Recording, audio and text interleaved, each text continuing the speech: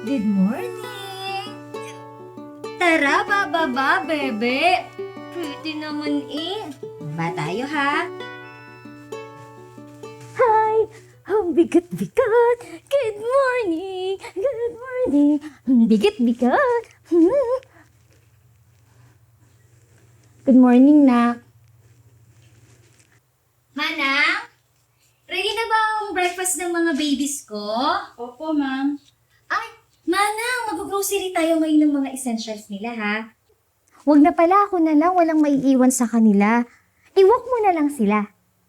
Ay, natawagan mo ba yung vet for appointment? Nakagroom lang po nila last week, ma'am. Full scan po si Doc eh. Ay, ganun ba?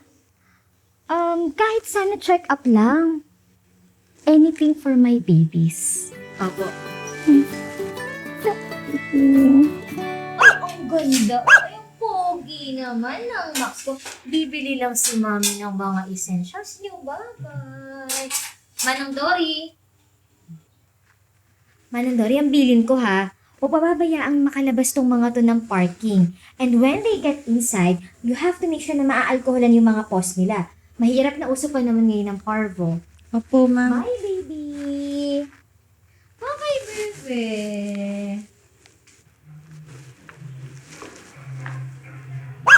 Hala! Sino ka? Ang ganda mo naman! Ay, kawawa ka naman. Baka masagasaan kita. Pisa ka ng gulong.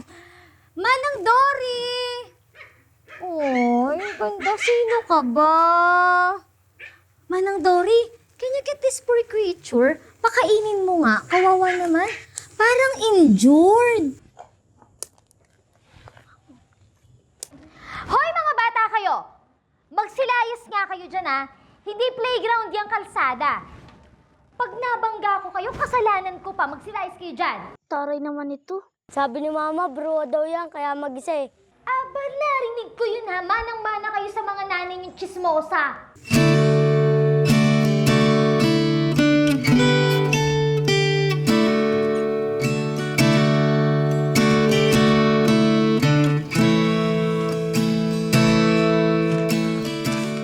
Sorry.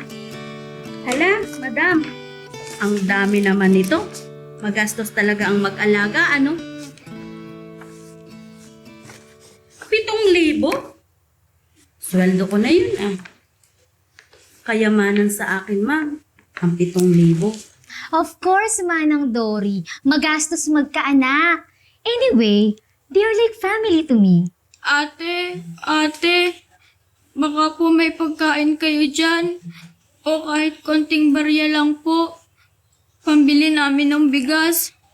May sakit po kasi yung nanay ko eh. Para ba namang kasalanan ko pa kung may sakit ng nanay niya? Wala ka bang tatay?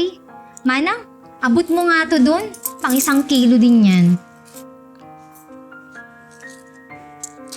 Pasensya ka na dito, ha? Sana makatulong. Manang Dory! Tara na sa loob. Sige, ha? Hoy! Sino ka? At anong ginagawa mo sa bahay ko? Manang Dory! Sino ang batang ito? At paano nakapasok sa bahay ko? Hindi ba? Sinabi ko na sa'yo, ayoko nang may ibang tao dito. Ako po si Yam. Naku po, ma'am. Apo ko po ito. Si Yam, pasensya na po kayo. Wala lang po kasi akong mapagdalhan sa kanya. Baka po pwede, dito muna siya pangsamantala lang. Inihatid po kasi sa akin ng mga tiyuhin niya eh. Asan bang nanay niyan? Tatay, nasan? Wala na po akong nanay. Namatay na po siya nang ipinanganak ako. Wala na rin po akong tatay. Hindi ko po alam kung nasan na. Fine. Ibaba mo yung paa mo. Magkakadumi yung sofa. Yak, ang baho. Umihi. Yak. Ay, kawawa naman ang bebe ko. Hindi nalagyan ng diaper. Buti na lang you have a new dress. Kawawa naman eh. Ay, bebe, oh pretty. Manang, i-orient mo yung apo mo ha. She should not stay longer. And she must behave. Lalo na sa mga pagkakataon na working hours ako. Ayoko ng maingay. Ayoko nang may masisira o mababasag dito. And most of all, stay away from that corner. Opo, ma'am. At ikaw, bata, ayoko ng maingay, malikot, madaldal. And most of all, hindi laruan sila Max and Chloe. Masiselan tong mga to. Paano kung may maisubo ka dito? Eh, mahal magkasakit. Mahirap magkasakit. Opo, salamat po sa pagpapatira. Masarap po ang pagkain dito. Manang, are you okay? Okay lang po, ma'am. May sumakit lang po sa dibdib ko. Makapagod ka lang. Tulog mo na lang yan. Nakaluto ka na ba? Opo, ma'am. Hi, Max! Ay, kakain ang bebe! Lola, sa lamesa kakain yung mga aso? Parang ang dumi po nila. Anong madumi? Eh, mas mukha ka pang madungi sa kanila. Naligo ka na ba? Kasi itong mga ito, maintain ang cleanliness nila kasi may yaya. Pasensya na po kayo sa apo ko, ma'am. May katabilan kasi ang dila niya eh. Kain tayo. Max, kain na.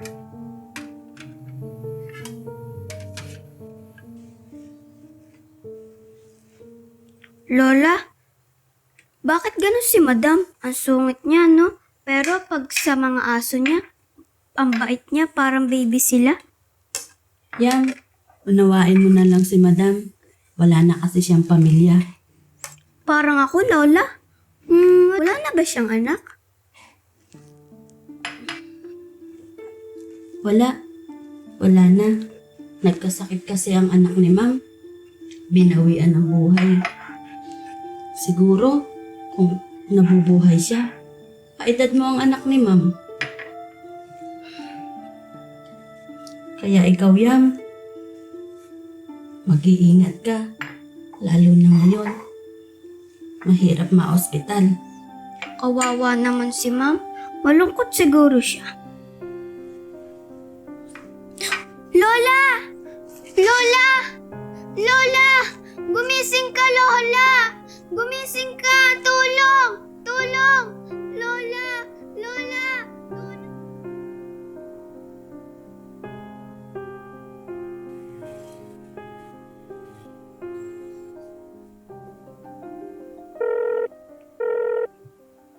Hello Ate Gina, napatawag ka. Condolence sa'yo at sa family ni Manang Dory ha. Yun na nga eh. Baka pwede mo akong samahan muna dito habang wala pa akong makuhang kapalit ni Manang Dory.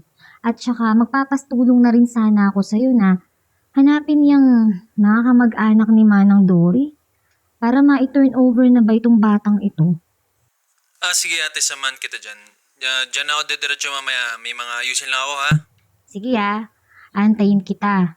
Wala na rin kasi akong mapagbili na itong mga fur babies ko. Sige ate, bye.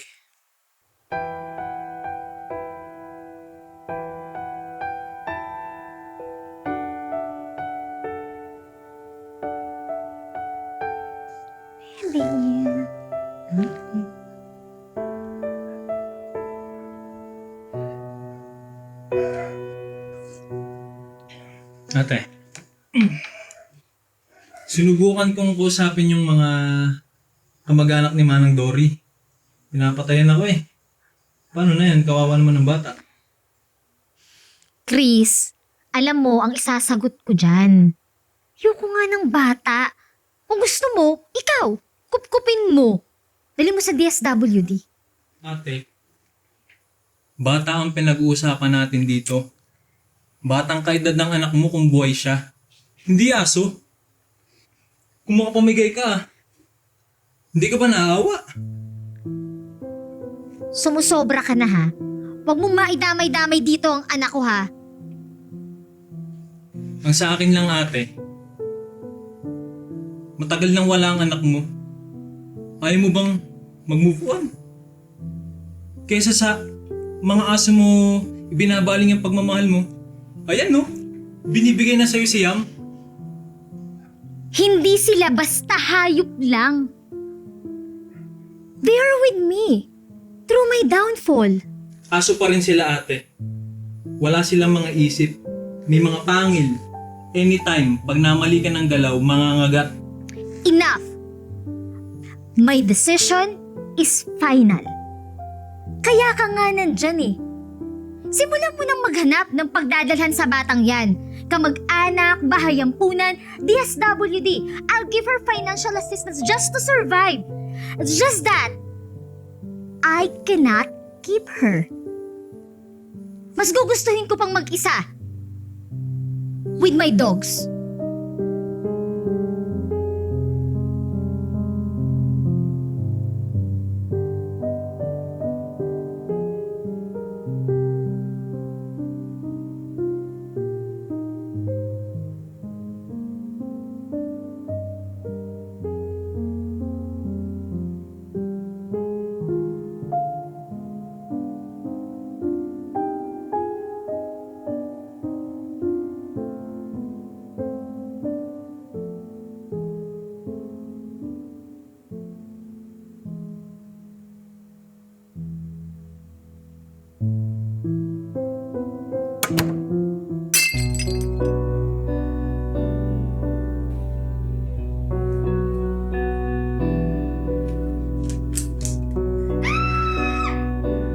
Anong nangyari? Anong ginawa mo, ha? Alam mo ba kung ano yon? Alam mo ba? Yun na lang ang natitira sa anak ko! Anong ginawa mo? Sorry po, hindi po ako sorry po. Sumusobra ka na. Sulpot ka na nga lang dito. Pagod na ako sa'yo! Ha? Alam mo ba? Pagod na ako sa'yo! Perwisyo ka! Lumayas ka! Lumayas Sorry ka! Lumayas ka! Hindi na kailangan dito! Hala, Tama na layas! po. Tama na po. At ayaw na kita makita rito, ha? Sorry na po. Tama na po.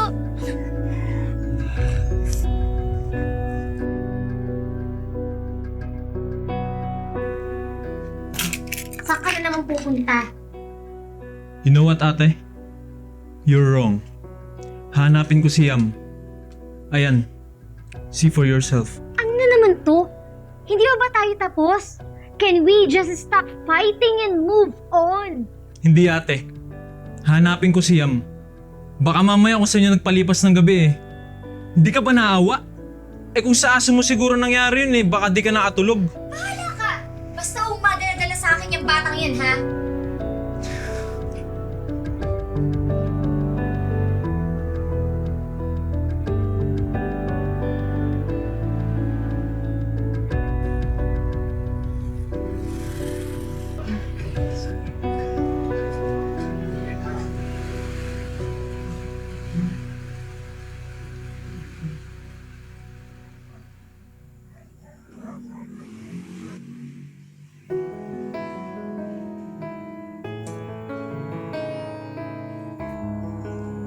Yam. Nak. Tara, uwi na tayo. Lamig oh. Gusto pa naman ngayon ng sakit. Galit pa po ba sa akin si Ma'am Gina? Hindi ko naman po yung kasalanan eh. I know. Basa ka oh. Ingit mo pa. Tara na anak, para mapagpalit ka ng damit. Tara na.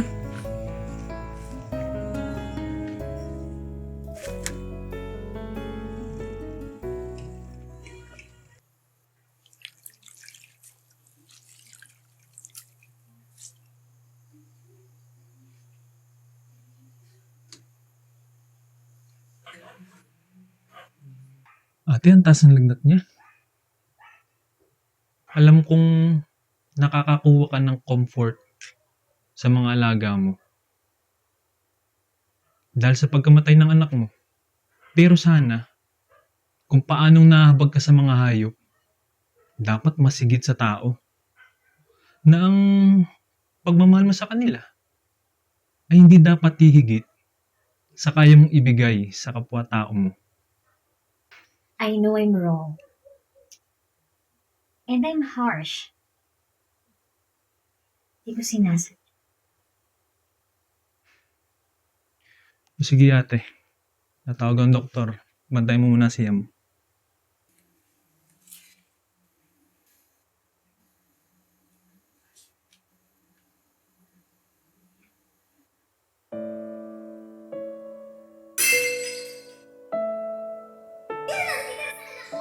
Sorry po, hindi Ako, pagod na ako sa'yo ha.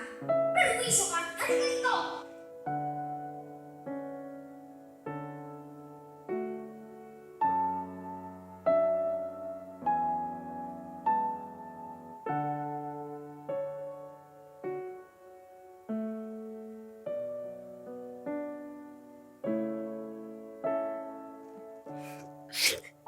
Sorry. Sorry, Yam.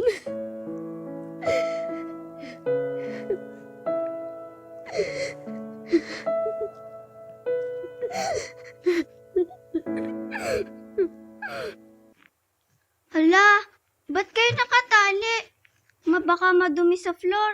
Ba't po sila sa lapag nakain? Binaba na talaga sila ni Tita Gina mo. Kumusta ka? Kumusta pakiramdam mo?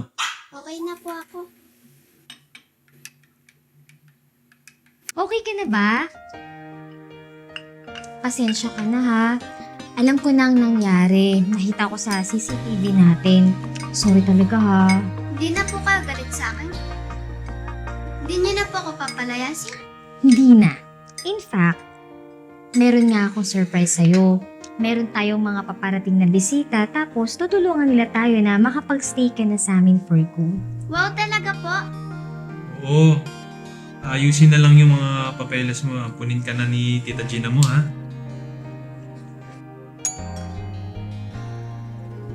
Ako na po ang magbubukas. Sige, baka yan na yung hinihintay natin. Magandang umaga po. Magandang umaga rin po. Tama-tama po, breakfast po namin. Sabay na po kayo, tara po.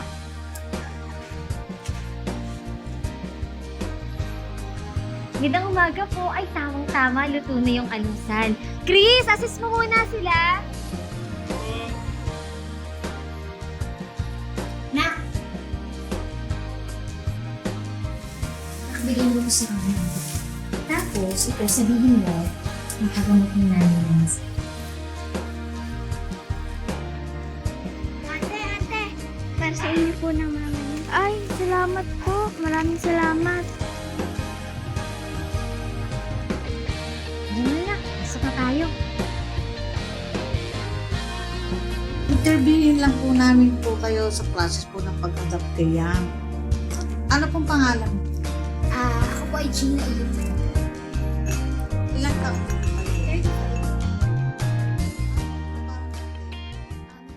Huwag mong ikait ang mabuti sa kinauukulan. Pagka nasa kapangyarihan ng iyong kamay na ito'y gawin. Kawikaan 3:27.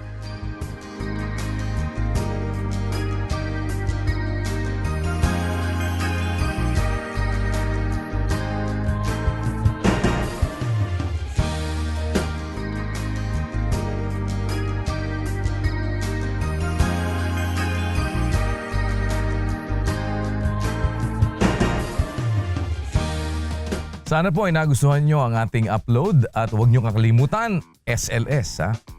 Subscribe, like, and share. Salamat po.